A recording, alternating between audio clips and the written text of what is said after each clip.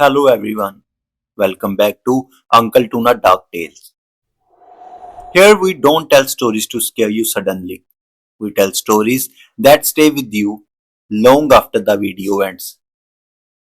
Tonight's story comes from the cold mountains of Uttarakhand, a place where people lock their doors before sunset. Not because of animals, but because something rides after dark. So lower your lights, use your headphones and listen carefully.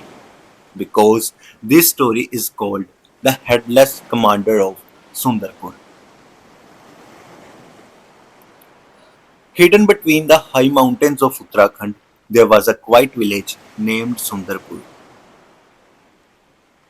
During the day, Sundarpur looked peaceful. Children walked to school, farmers worked in the fields, smoke rose from kitchens. But every evening, exactly at sunset, the village changed. Doors closed, windows locked, streets became empty. No one stayed outside after dark because everyone in Sundarpur believed one thing. After sunset, a black horse walked through the village, and riding that horse was a headless commander. People said the commander wore old battle armor. His sword was always wet with fresh blood. Where his head should have been, there was only thick black smoke. Anyone who saw him never survived till morning. One winter, a young man named Arav returned to Sundarpur. He had lived in the city for many years. He laughed at the village stories. Ghosts, curses, headless riders all sounded foolish to him. But one evening, Arav asked his grandmother, "Why does everyone hide before sunset?" Her hands started shaking. She whispered, "Some stories protected people. Not everything should be tested." That night, Arav decided to stay outside after sunset.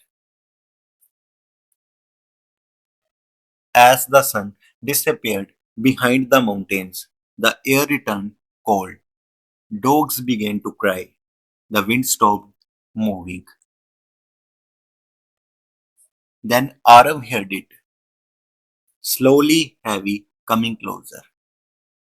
From the fog, a black horse appeared, and on its back sat the commander. No head, no face, only armor, and a sword dragging across the ground. The commander stopped in front of Arav. A deep voice echoed from empty space. "Where is my head?" Arav ran toward the old temple near the forest. Behind it stood a giant peepal tree. The ground there was a soft, too soft. As Arav dug with his hands, the soil turned dark red. Then he touched something cold, a human skull. The eyes suddenly opened. A broken voice said, "You are too late." Long ago, the commander protected Sundarpur. He fought enemies, he saved lives. But greed destroyed everything.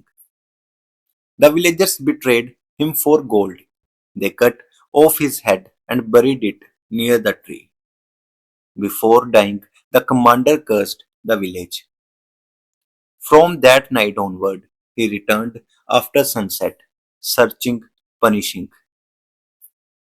When Arav lifted the skull, the ground shook violently. The horse returned. The commander took the head, placed it on his neck. For the first time, his eyes opened.